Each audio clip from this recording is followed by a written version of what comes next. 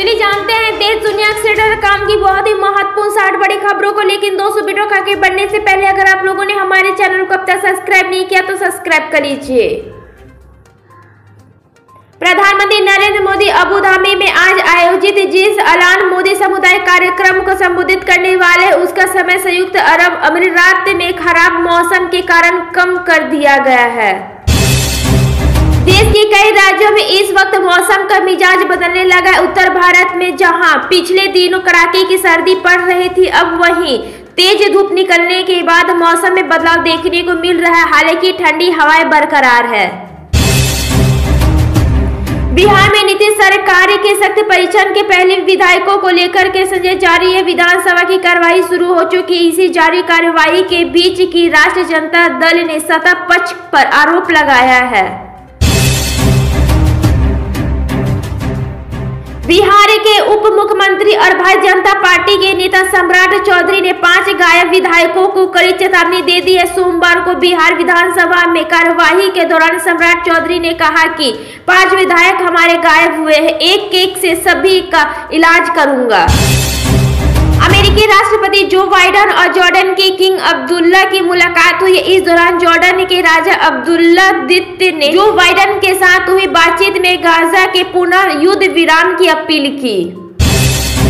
Donald Trump ने सोमवार को अमेरिकी सुप्रीम कोर्ट से निचली अदालत के उस फैसले को रोकने की अपील की है जिसे उसने राष्ट्रपति रहने के दौरान कथित अपराधों के लिए छूट उनके दावे को खारिज कर दिया गया था।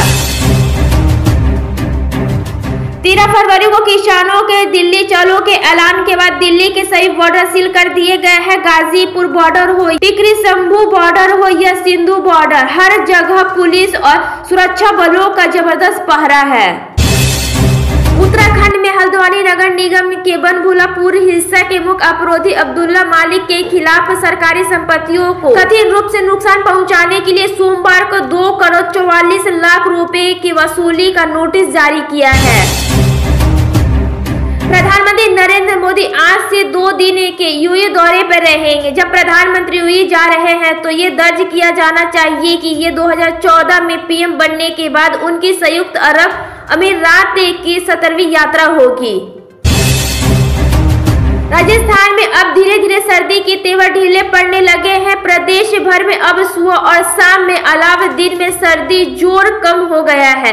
हालांकि आज अल सुबह राजधानी जयपुर में हल्की सर्द हवाओं ने राहगीरों को परेशान किया।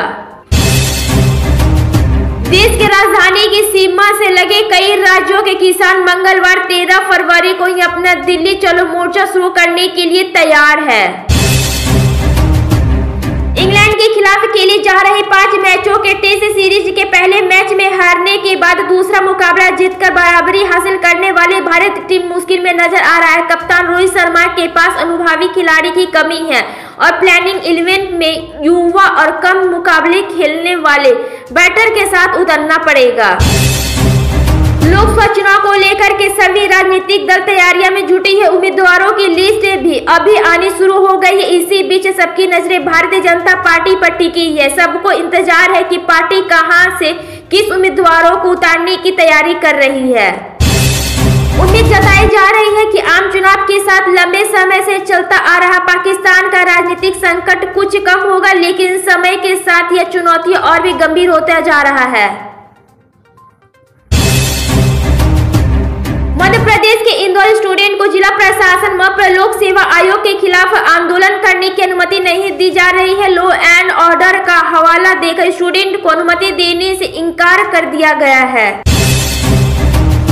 बिहार में फ्लोर टेस्ट के बाद आज स्पीकर का चुनाव किया जाएगा। भारतीय जनता पार्टी बीजेपी के नंदकिशोर यादव आज 10:30 में स्पीकर पद के लिए अपना नामांकन दाखिल करेंगे। 7 बार के विधायक नंदकिशोर यादव पटना सहित विधानसभा सीट का प्रतिनिधित्व करते हैं। उत्तर प्रदेश, हरियाणा और पंजाब के किसान दिल्ली की ओर बढ़ने लगे हैं। किसान नेताओं और केंद्र मंत्रियों के बीच आखिरी दौर की बैठक बेनतीजा रही।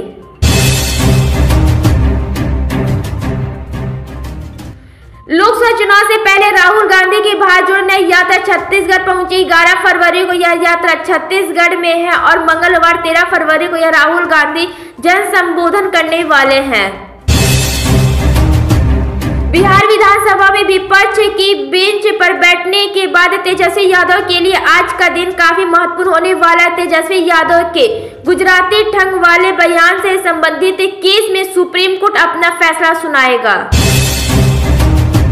8 फरवरी 2024 का तारीख पाकिस्तान में आम चुनाव हुआ था। लोगों ने सरकार बनाने के लिए अपनी पसंदीदा पार्टी और उसी उम्मीदवार को वोट दिया। पाकिस्तान में किसकी सरकार पर बनेगी, इसका इंतजार वहां की अवाम के साथ ही दुनिया भर के देशों को था, लेकिन कई दिन बीत जाने के बाद भी सरकार की तस्वीरें साफ नहीं हुई है।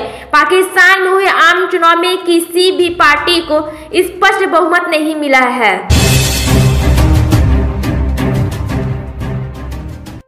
किसानों के दिल्ली मोर्चा के चले दिल्ली नोएडा बॉर्डर कालिंदी कूच पर सुरक्षा के कड़े इंतजाम किए गए हैं। पंजाब, हरियाणा और उत्तर प्रदेश के किसान एक बार फिर से सड़क पर उतर आए हैं। न्यूनतम समर्थन मूल्य MSP समेत अन्य मार्ग मनवाने के लिए किसानों ने एक बार फिर से आंदोलन करने का ठान लिया है।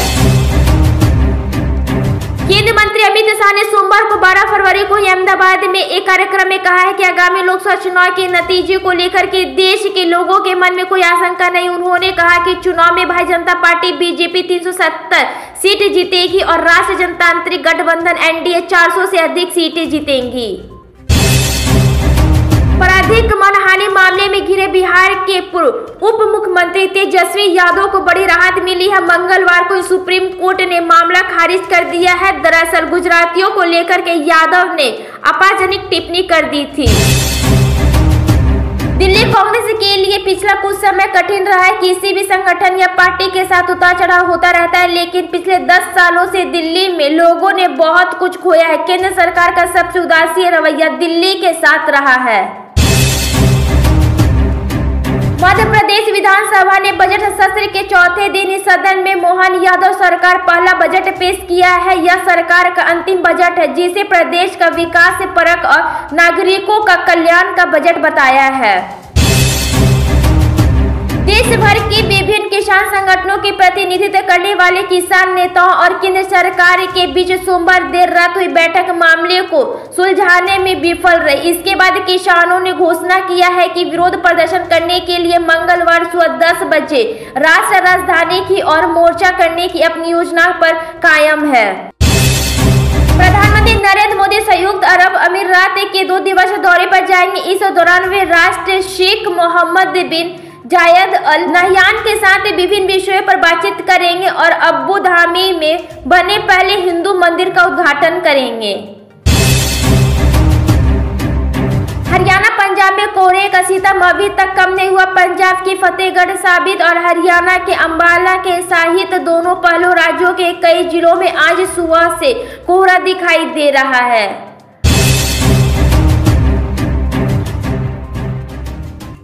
बिहार में ठंड से थोड़ी राहत मिलने के बाद एक बार फिर से मौसम करवट ले लिया है। आज से 3 दिनों तक मौसम में बदलाव के साथ खासकर दक्षिण बिहार में वर्षा के साथ साथ ठंड में बढ़ोतरी की संभावना है।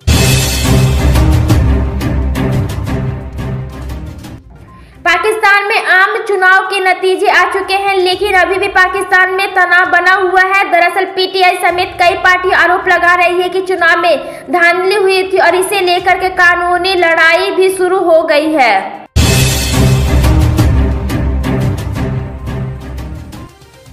न्यूनतम समर्थन मूल्य कानून समेत 12 मांगों को लेकर के किसान संगठन दिल्ली की ओर कूच कर चुके हैं। दिल्ली चलो नारे के साथ हजारों किसानों ने राजधानी में संसद घेराव का ऐलान किया है। लोकसभा चुनावों के लिए बड़ा लक्ष्य तय करने के बाद भाजपा अपनी ताकत को बढ़ा रही है। नए और पुराने सहयोगियों को साथ लेकर NDA को मजबूत करने में जुटी हुई है। इससे वह विपक्षी की ताकत और चुनौती दोनों को ही कमजोर कर रही है।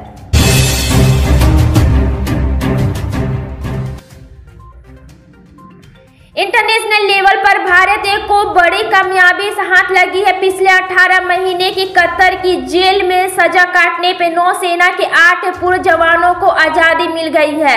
भारत की इस सफलता के बाद पूरी दुनिया में भारतीय कूटनीति की जमकर सराहना हो रही है। केंद्र सरकार आम लोगों के जल कल्याण के लिए कई तरह की योजनाओं को चलाती है। इससे राशन, आवाम पेंशन, बीमा, शिक्षा, रोजगार जैसी कई अहम योजनाएं शामिल है। इसी में से एक है प्रधानमंत्री विश्वकर्मा योजना है।